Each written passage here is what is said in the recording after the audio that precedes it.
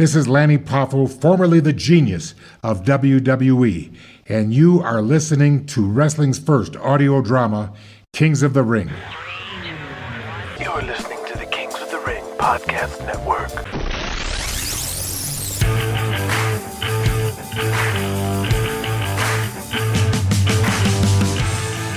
Welcome back, people, to the final season of wrestling's first audio drama podcast, Kings of the Ring. As the decades-long War of the Territories will come to an end. But how will it end? And who will remain standing? Today's guest voice actors are Hollyhood Haley J from Netflix The Wrestlers and Dana White's Power Slap as Terri Blaze in her journey to become a wrestler in an era that didn't want women wrestlers. The Big LG and co-captain of the Good Brothers, Gallows, as grumpy curmudgeon Brutal Bob Walker, and WWE 80s legend Lanny Poffo in one of his final acts in pro wrestling before tragically passing away in 2023. Warning: while the characters in the series are fictional, the stories, anecdotes, events, and legends are absolutely based on the outrageous and very real world of professional wrestling. So kids, do not try this at home. Kings of the Ring is intended for mature audiences. Today's episode would be rated MA for profanity, gruesome violence, sexual situations, racial stereotypes, and slurs. Ladies and gentlemen, welcome to the Kings of the Ring. Toronto Maple Leaf Gardens is rocking. Like every night of the tour, Killian Kavanagh versus Kong the Destroyer steals the show, with the fans in the palm of the Irish Hammer's hand. Kong the Destroyer tied up in his ropes. And Killian Kavanagh just grabs Handsome Jack trades and pulls him into the ring. He's holding him by the tie, while Handsome Jack is begging off. I tell you, Dante, this match exclusive on Empire Home Video is a barn burner. Killian winds his arm in a big circle like a cartoon, then pops Handsome Jack trades. And the fans here in Toronto are going crazy. The referee is trying to free him, but Kong is flailing around like a wild animal. He's enraged. Look at Killian taunting him, while Kong can't reach him. And now look. He's putting on Jack Trade's jacket, that ugly thing like a rainbow from hell. He's strutting around like a peacock. Now he's taking the microphone. Oi, I think this thing looks better on me. What you think? And doing the moonwalk. He's doing the moonwalk. These fans just can't get enough of Killian Kavanagh. At the monitors backstage, Thor Hansen is seething, while Louis the Greek enjoys himself. Oh, this is Killian too much. This is bullshit, Louis. How come I never got to do the spot with the jacket? And no one never thought to do it. It's just Killian being Killian. It ain't fair, man. Guys before me shouldn't be doing showboat spots like that. What? I'm out there next, and that asshole Killian is stealing the show. I'm talking to Julian. King Kong Cyrus walks up to Thor with a big smile on his face. Hey, brother, I gotta warn you. I pulled something in my back at the gym. I'm gonna be a bit slower tonight. Is that even possible? Kings of the Ring, episode 63, New Beginnings. You were showboating out there, Julian, just to get the fans excited. Isn't that what he's supposed to do? A showered Thor in his blue spandex pants and weight belt, blade-style sunglasses and jean jacket with foot-long leather fringes hanging from the sleeves, stands next to Julian Cain in the wintry parking lot of Maple Leaf Gardens. Julian wearing 2 winter coats, not taking any chances this time. Yeah, but not when he's not the main event. He was using cheap heat tactics. I should be the only one doing that. You could have done it before. No one told me to before. I don't know what you want. I'm confused. You should be buried in the opener or the popcorn match or something. Not right before the main event. Okay. You're right, Thor. Thank you. He's over right now. He's being wasted as your semifinal. Damn right. Wait, what? I'm gonna move him to the headliner of the B Tour. He's so big, we could probably run the basketball-sized arenas like you now. Just hold your horses, dude. If Killian headlines in major arenas, it makes him the same as me. So I said, maybe it's time he headlines a B Tour. Julian, let Tama and Killian headline their side. Oh, you said that to Julian? That's so generous, Thor. That's why you the man, brother. The EWF World Champion is holding court at the McKenzie Brothers Pub in Toronto with Brian Lovejoy, Tommy Aloha, and Bad Leroy Brown. You know, no big deal. Just part of being the locker room leader. I'm always looking out for you guys. True that, Thor. Let me buy you one beer. You gotta try the burgers they got here. It'll make you do the makuguli flip, bro. Brian Lovejoy looks down, playing with the swirls of his beer foam. Maybe if they do that, that'll get me to move up a spot. Ever since I put over that Vance Armstrong guy, they're burying me. It's like they're pissed I got a great match out of the kid or something. Now all I do is put over Charlie Gotch's AMW guys, like fucking Baron von Heimer. What the hell? The Hawaiian hunk asks. Where is Killian anyway? Leroy Brown looks up. Still back at the arena, signing autographs in the parking lot. Really? What a mark. Thor finishes his mug. But no more burgers for you, Leroy. Tommy stands and pats Leroy's gigantic belly. Leroy pops another Percocet and shakes his head. I can still whip your whole ass, Tommy. Dave the powerlifter comes back. Holy cow. So Mark was giving Tama shit. He grabbed him by the jaw and ripped his bottom teeth out of his mouth. I didn't think that was possible. Can't be around this shit. I'm a world champion. Thor gets up and walks out the back door. Why do they keep calling him Kong anyway? Even the fans know it's Tama. I don't get Julian sometimes. The others look over and a bouncer grabs Tama, who throws him off and uppercuts him so hard that his boot was still there where he was standing. Tommy, you need to get that Samoan the fuck out of here before the cops come. We ain't even in America, dude. Oh, nice one, Leroy. Let me stop this fucker. Tommy puts his beer down and jogs over to Tama. One of these days, you're gonna hit the wrong guy. There's a guy about to hit Tama from behind. Tommy Aloha grabs him and headbutts him, then grabs Tama. Sole, you gotta split. Tama's still hot. Fuck this guy, brother. You hear what he said to me? Okay, brother.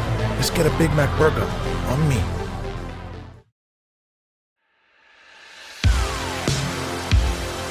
At the Mid-South Coliseum in Memphis, Tennessee, Terri Blaze waits near the curtain for her match, chewing her nails in anxiety as her first match with Ma Baker was awful, and with Baker refusing to talk to her, is expecting something even worse tonight.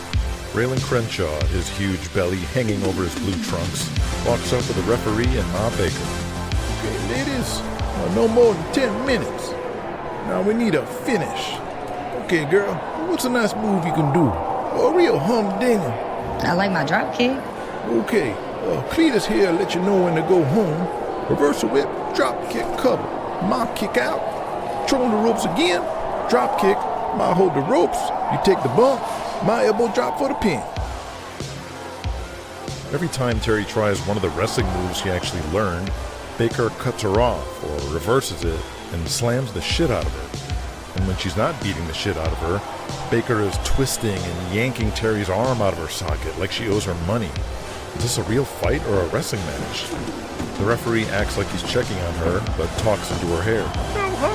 Ma Baker picks her up and goes to whip her, but Terri reverses and shoots her into the ropes and leaps right away, praying she times this right, as this ring is different than the one she trained in.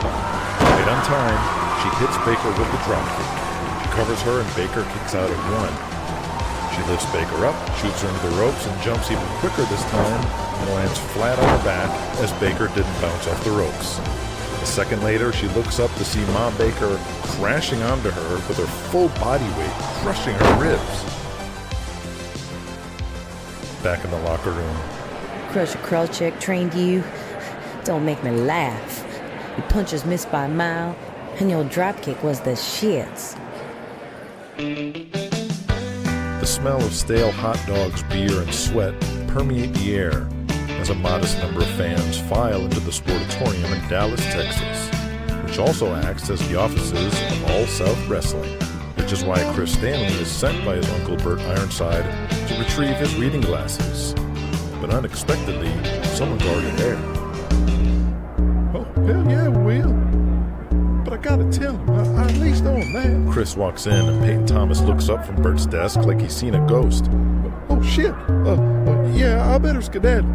Peyton's face turns deep red. How you doing, buddy? What you doing here? Just getting these, Criss says while picking up the glasses off the desk. What are you doing here? And why are you in Burt's desk? As Criss glances down at the Rolodex, Peyton flips it around as he gets up. My phone's been on the fritz lately. Just making a long distance call. Oh yeah? Who were you talking to? family. Yeah, family shit. Excuse me, Chris, I gotta go drain the weasel. And he couldn't walk out of there any faster.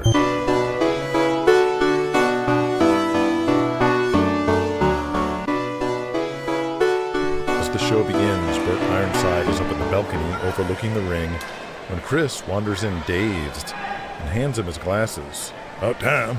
Oh, what's with you, boy? Look like you walked in, your daddy fucking your mama. It was Peyton. Peyton? With a rat? Gets the sight of some girl honking on that robin's egg in her nest Peyton's got. She'll shock anybody. But get on the clock. I got work to do. Yes, Uncle. You're right. Hey, that's Sato Ishii. In the ring, a Japanese wrestler is locking up with Scatman Jones. You really do know your shit, nephew. He's the one I told you about before. He's gonna be with us for a while. As you can see, fans could take him or leave him. Criss sees the apathetic Sportatorium crowd, or what's left of them anyway. Want you to wrestle up a gimmick for this guy. I could work with him in Japan, so I'd like to put it together, but not like this. I was thinking something like a Mr. Zero, like a Jack World War II soldier. Boy, I don't know, Uncle. World War II was like 40 years ago. I don't think that's going to work in 1987. These days when people think of Japanese, they think like karate and ninjas. Ninjas? You mean like Bruce Lee and shit? In the ring, Ishii throws Scatman in the corner and does a double cartwheel into an elbow smash. Great agility. See, that's what I'm talking about. How about something cool like a ninja, but maybe not a full-blown ninja? You know, that ninja full black bodysuit would be impossible to wrestle in. Criss looks down, studying him and his unique movement. Pictures an ancient Japanese warrior, a mystic, enveloped in colored smoke, breathing fire or colored mist. Michelangelo is dressing next to Sato Ishii when Criss Stanley approaches. Sato-san? Michael taps him. Hey, Brother Sato. It's my cousin, Criss. Kuriso-san. Criss, having never actually spoken to someone from Japan before, awkwardly gives an exaggerated bow right back to him. Sato holds in his laugh. Burt asked me to come up with a gimmick for you. Hi. I want to make you something like mystical. Mystical? You ever see, like, kabuki theater? I'd like you to wear makeup. Shit. What's you always trying to get the boys in the makeup? First it was Shark and Buzzsaw, now him. Shit. What kind of guy are you, Criss? Shit. I don't mean lipstick and mascara, but like a full white face makeup, maybe like red lines around your eyes, so you look like a demon, like you're this ancient evil spirit from the Orient. Oh, yeah, it's kind of cool. Oh, hi. Ancient spirito. Kabuki. Akuma. You should wrestle like that too. Like no grapple wrestling. Only kicks and chops and chokeholds. Kick, chop, choke. Right, like karate moves. What belt are you? Non-karate. Really? Just assumed. Okay, well, just pretend you know. Maybe learn a couple moves. Michael zips up his bag in his gray, flappy leather jacket. Where's everybody going tonight, Michael? Fuck if I know. Got a buddy in from out of town. Gonna have a few beers, pick up some chicks.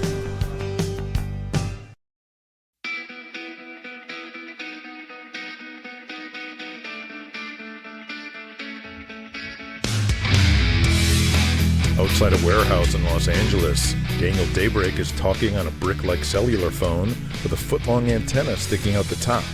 He wears his usual silver double-breasted suit and skinny tie, with his rapidly receding hairline pulled back into a Brill Cream ponytail.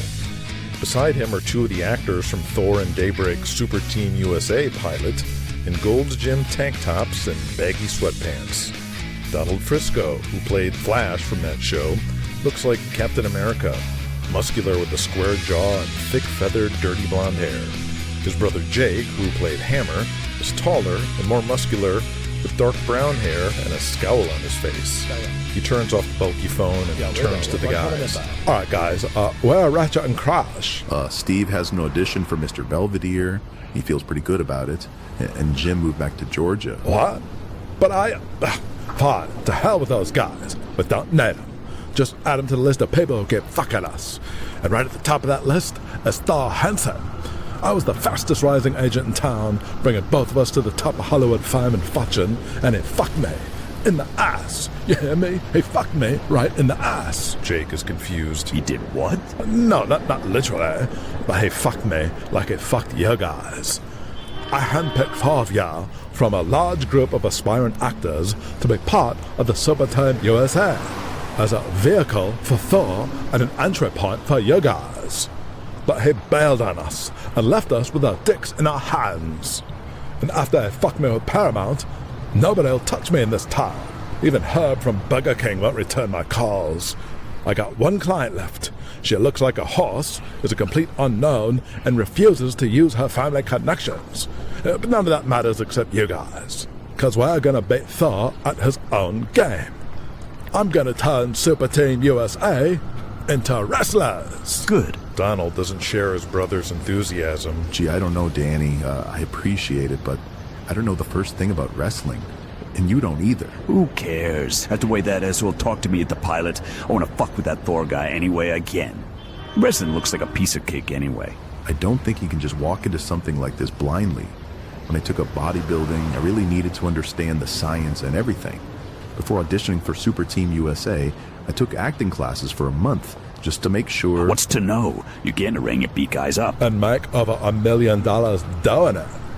'Cause that's what Thor makes. Both of their eyebrows is raised. They look at each other and nod. In this warehouse is where Sylvester Stallone learned to be a wrestler for Empire-Mania. And now it's your turn. I paid for an official professional wrestling ring and hired a legendary wrestler to teach ya. Then I'm gonna send videotapes to all the big wrestling leagues across the country and just watch the money roll in. Now this man assures me he is one of the biggest stars in wrestling history and has sold out arenas all across the globe. They step inside the warehouse where there's a man standing in front of a wrestling ring. I give ya Luscious Ronnie Miller. They approach and head towards the Alliance journeyman, wearing a cut-off All-South Wrestling t-shirt, barely covering his beer gut, his stringy bleach blonde hair over a dark brown beard. All right, here you go. Daybreak hands him a paper envelope. The luscious one flicks the cash to count it and puts it in his pocket. Now, just to know about things that work in you, who is the big star in history is in the eye of the beholder. And technically, I said I wrestled all over the world, but I was working underneath. Still counts. They look at each other puzzled. Okay, you two, come on in. I'm gonna teach you how to do a few bumps. Then you should be good to go and you can start working matches. What, that's it? Yeah, brother, they'll be fine. And I don't get paid by the hour. Kings in the Ring will be back after these messages. Sometime soon, this man could walk into your life and make you a millionaire. This man is Herb. Now that Herb loves the Whopper, he's visiting a Burger King in every state. Study the Herb poster, because the first person to spot Herb in each restaurant wins $5,000, and everybody there gets a chance at $1 million and a free Whopper and Pepsi. Gorgeous! Spot Herb at Burger King and win $5,000 and a chance at $1 million.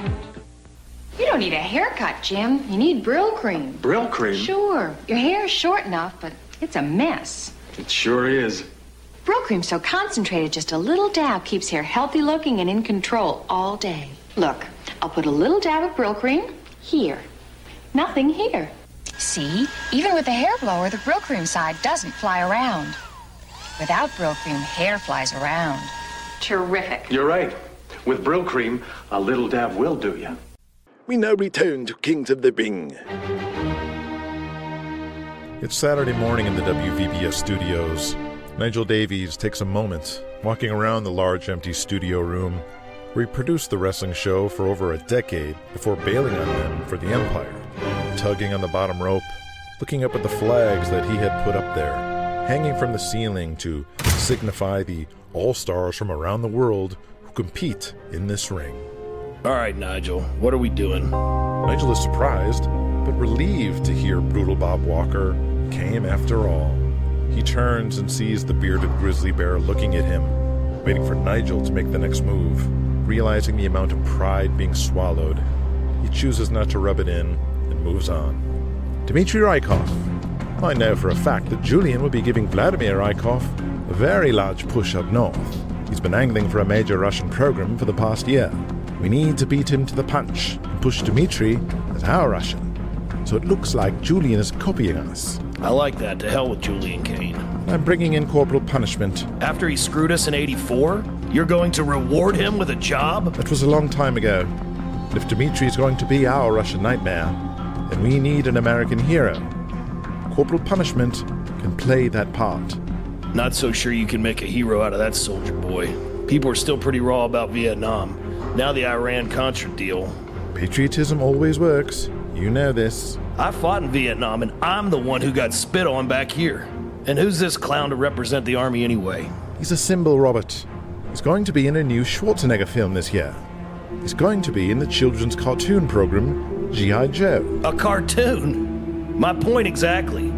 Just know that kid never drew a dime and he never will. But I'm also bringing in Hercules Harris. Jeez Louise, you're bringing all these turncoats back? If there are any lessons in humility to be learned by Hercules, he's more than learned them. Fine. I'll find a spot underneath, since he's been putting Thor Hansen over all of 1986. I want him on top, straight away. No way! I'm still working on top with Donnie. We need a spark. And Hercules just turned babyface in a major way. And by no showing Empire-Mania before the payoff for that heat will happen here. I want his debut to be our top angle. You want me to make him the first Black World Champion, too? Don't be upset. But I want a short program with Donnie to get some attention and create a feeling of new. Our fans remember Hercules Harris and have been following the M'Butu Zulu saga to one level or another. Remember, EWS penetration is nationwide. You've been working Donnie on top for months now, which frankly isn't the same as Donnie and Jesse. As hard as you may try, Bob sneers at Nigel. You're the booker, so you work out the particulars, but just give us something short and sweet to work the towns for a month or so.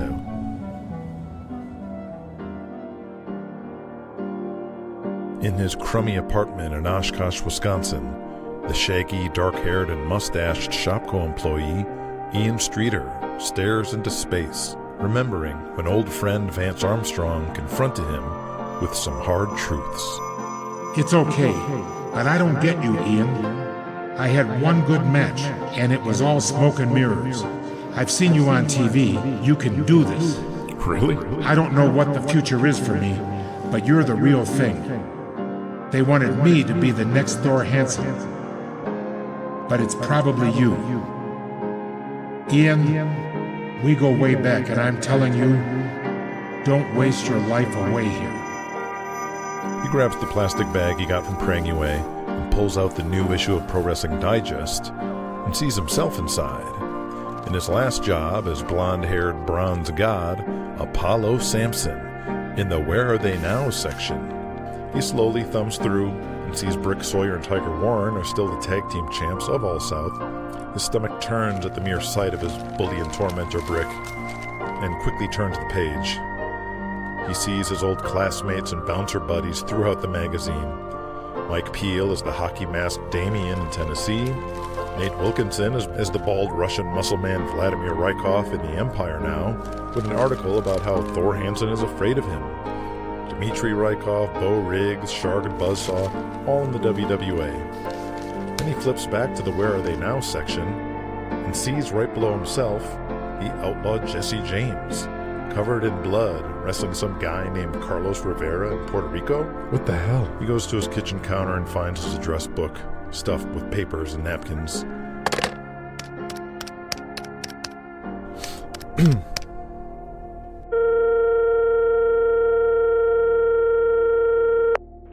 Howdy. I ain't at this number anymore, but I'm checking messages once in a while, so go on and leave a message. Much obliged. Hello, Mr. James. It's Ian Streeter.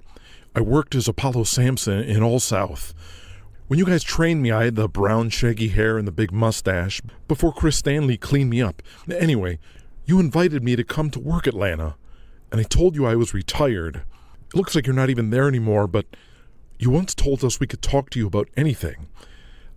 If you could just please call me back. Call Collect if you want.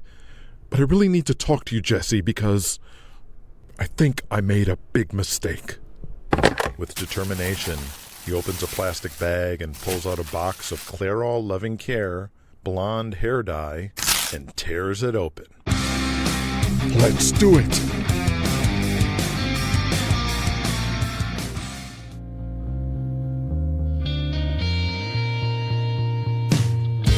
Hercules Harris stands outside the WVBS Studios parking lot for the first time in a long time. He takes a deep breath with joy and relief. Harris! Harris! Hercules hears a familiar voice and turns around to see Corporal Punishment. Jerry, what the hell are you doing here? Wrestling. Nigel Davies is back running the show, and it brought me in.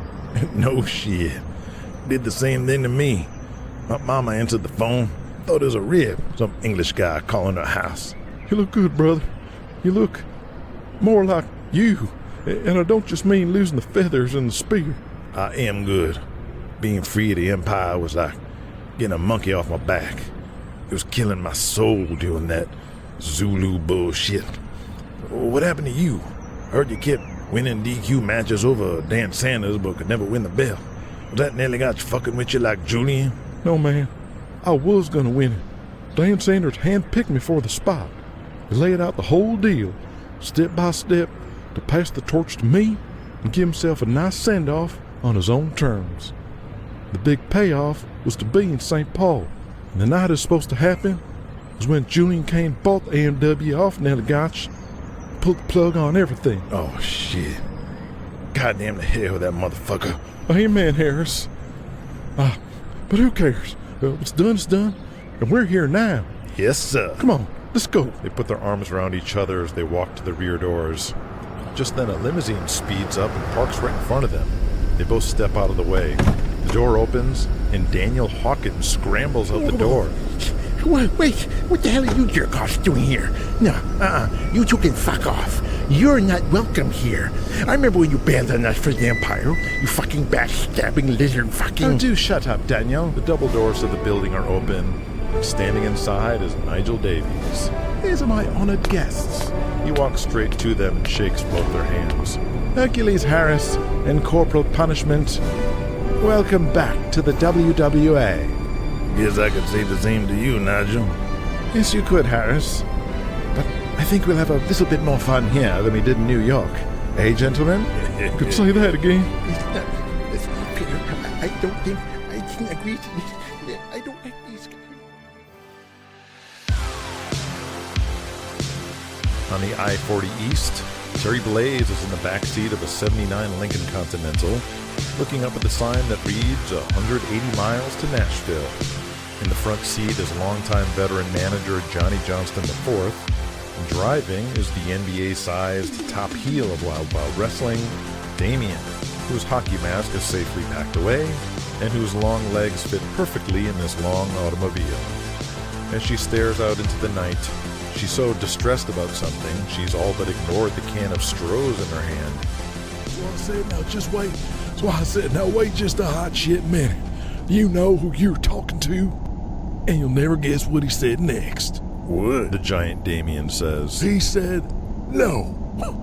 So I said, you, sir, are talking to the one and only Johnny Johnston IV. Oh, shit. Then what'd he do? Oh, then I proceeded to pull up my Diners Club card, and his eyes damn near flew out his skull. The veteran Tennessee manager says as he takes a swig of beer. Oh, shit. Then what'd he do? And he says, this ain't some ordinary blue light special piece of shit.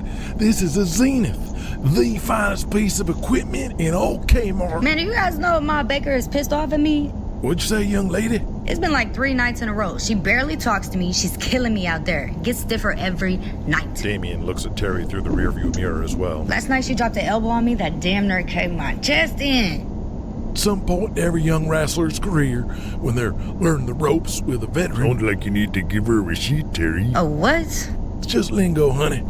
If somebody stiffs you or takes liberties or connects just a little too hard, they're giving you something, right? She nods. And when someone gives you something at a store, they give you a receipt. In this case, what might be in order is for you to give Ma Baker a receipt. You get it? You need to stiff her back. Man, are you nuts? She'll kill me. I'm not trying to piss off the only woman that can teach me. Now, Raylan Crenshaw told us to look after you like our own little sister. Part of that is giving big brotherly advice. And I'm telling you right now, Terry, giving receipts is part of the business. It's something wood. Oh, Lordy. Ooh, it's coming. It's like goddamn second Taco Bell Grande. Now find me a pilot truck, stop pronto. I got a shit in me bigger than a loaf of bread. It needs to come out now. Better not shit in my car. Terry's face winces in disgust.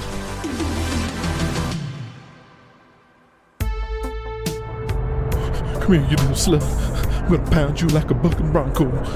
In an apartment in downtown Dallas, Michael Angel, with lust in his eyes, stalks his prey in the hallway. A young Latino man. I knew you were gonna be trouble, vaquero. You pulled up to the Star Club in that shiny red Corvette and rolled your window down with those sexy mirror glasses. But didn't you come inside, have some MDMA like the rest of us? It's like total ecstasy. You're gonna make me feel ecstasy right now. Michael unbuttons his shirt as he corners him at the bed and rips the young man's t-shirt off. Ooh, you like to play rough, don't you? He kisses Michael's massive pecs, going down to his stomach, and... Ay, no, hey, or no fucking way. I don't care how long you are. Young man scrambles away and finds his shirt. I seen too many die from that. I'm gone. The fuck you talking about? Those legions. Legions? I ain't no doc. Legions. Those marks on your body. He points at the patch of several blotchy red circles above the sides of his waist. It's nothing. It's just a rash from the ring mats. That ain't no rash, Poppy. You got AIDS.